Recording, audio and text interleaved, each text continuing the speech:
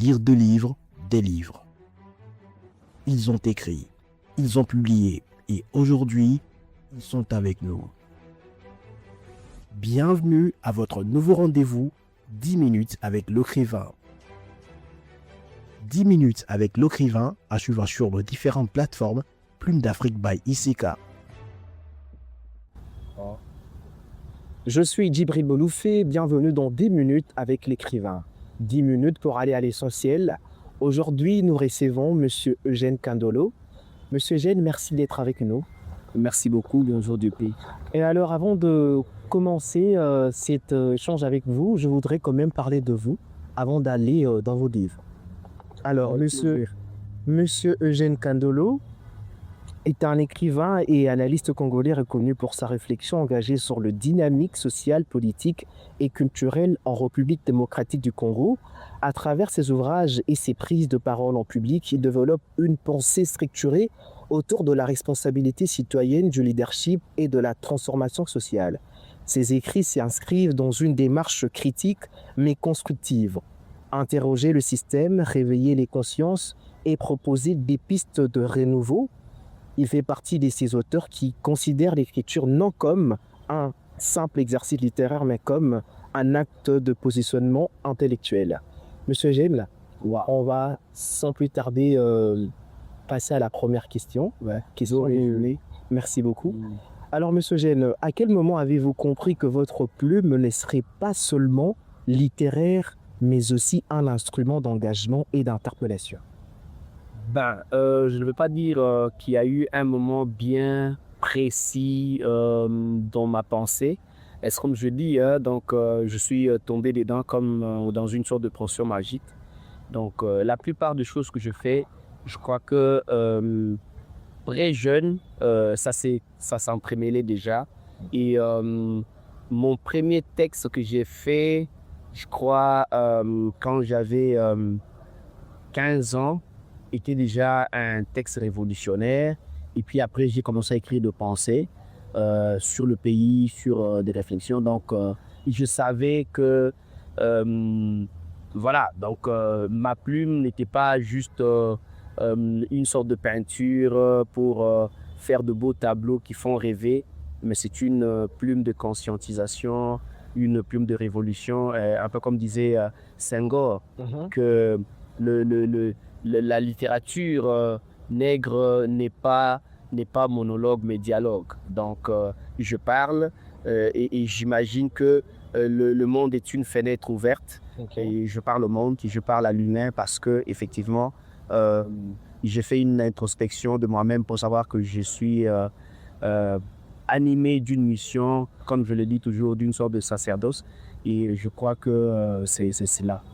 Mais alors, vos différents ouvrages, Bâtir sa propre légende, est souvent considéré comme l'un de vos livres le plus marquants, notamment parce qu'il touche à la quête universelle de l'accomplissement de soi et de la destinée. Selon vous, à quel moment une personne comprend-elle qu'il est temps de bâtir sa propre légende plutôt que de vivre celle que les circonstances lui imposent? Chacun a son rythme. Il y en a qui les comprennent très tôt. Il y en a qui les comprennent, je ne veux pas dire très tard, mais à un moment donné. Et puis après, même comprendre très tôt ne veut pas dire accomplir aussi immédiatement. Il y en a qui peuvent le comprendre aujourd'hui, mais la réalisation de leur légende, de vrai sens du mot, arrive même 20 ans plus tard. Donc, et construire sa légende, c'est en fait un travail à temps plein. C'est du jour au jour, c'est brique après brique. Ce n'est pas une génération spontanée. Et donc, il n'y a pas une règle commune pour dire que tout le monde, à tel âge, devrait avoir conscience et construire sa légende. Donc, et même quand on a conscience, et même quand on commence à construire, il y a plusieurs facteurs, parce que dans la vie, la réussite est liée à deux facteurs. Il y a la grâce et les ratios. La grâce, c'est ce que les laïcs appelleraient la chance. Il y a toujours des événements qui nous arrivent qu'on ne sait pas expliquer par A plus D. Et le ratio, c'est ce qu'on sait démontrer par nos efforts. on a mis autant d'efforts, des compétences, on a transpiré à telle quantité pour atteindre tel résultat. Mais la vie, c'est la combinaison de tout cela. Il y a des gens qui fournissent peu d'efforts, mais qui ont des résultats extraordinaires. Et en termes de résultats, les résultats peuvent être soit en termes d'impact ou en termes de revenus. Donc, tout est à relativiser. Il y a des gens, ils ont fait la même chose que toi, mais on les a payés par exemple $100,000, là où toi, on t'a payé $2,000 pour la même chose. Non pas que tu sois incompétent, que tu ne saches pas comment te vendre. Parce que souvent, les gens ils disent « Oh non, c'est qu'il ne sait pas se vendre ». Non, chacun a sa grâce. Il y a plusieurs facteurs qui interviennent dans cela. Toujours est-il que ce qui est essentiel, c'est d'avoir un rêve et un but, une motivation qui te pousse à l'action. Alors, pour terminer, la dernière question serait de... On sent que dans vos écrits, souvent, on sent une volonté de transformer. Pensez-vous que l'écrivain congolais aujourd'hui a le devoir, allais-je dire, d'être un acteur de changement ou un simple témoin lucide dans son époque? Encore une fois, je ne peux pas faire le régulateur parce que chaque écrivain a des raisons pour lesquelles il écrit. Il y en a qui écrivent pour la passion, il y en a qui veulent juste divertir, il y en a qui veulent se conformer à des théories existantes, il veut faire comme à l'ère de la Pléiade, il veut respecter le quatrain, les sonnets, les règles de la versification moderne.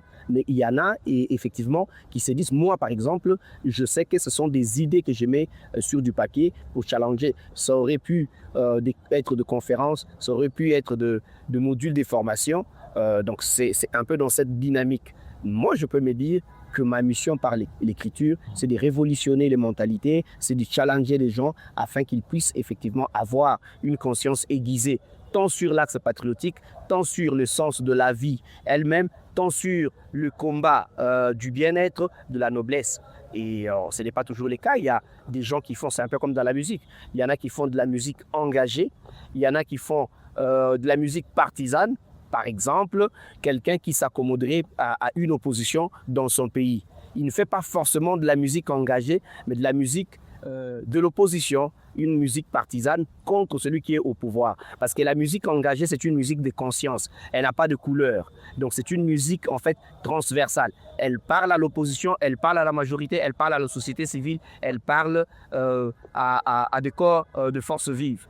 C'est aussi comme ça avec la plume, avec l'écriture. Mais après, c'est un choix. Parce que la littérature elle-même, c'est un vaste océan avec plusieurs compatriotes. Donc, il y en a qui font de la poésie, il y en a qui font des romans, il y en a qui font des nouvelles, il y en a qui écrivent des essais, mais il y en a qui considèrent que par rapport à l'épistémé qui court dans cette génération, je peux amener un manifeste pour changer une façon de voir. Donc, c'est des choix de vie, c'est des caricatures de foi, c'est des intrigues, c'est de la fiction, mais il y a aussi ceux qui écrivent du concret, de la réalité, qui parlent non pas à l'émotion forcément, mais qui parlent au cerveau. Donc, il n'y a pas une ligne où tout le monde devrait faire comme tout le monde. Alors, merci pour cet échange. C'est moi qui vous remercie pour cette opportunité. Merci. Merci beaucoup. Alors, c'était 10 minutes avec l'écrivain, 10 minutes à l'essentiel. Alors, Plume d'Afrique, à la prochaine.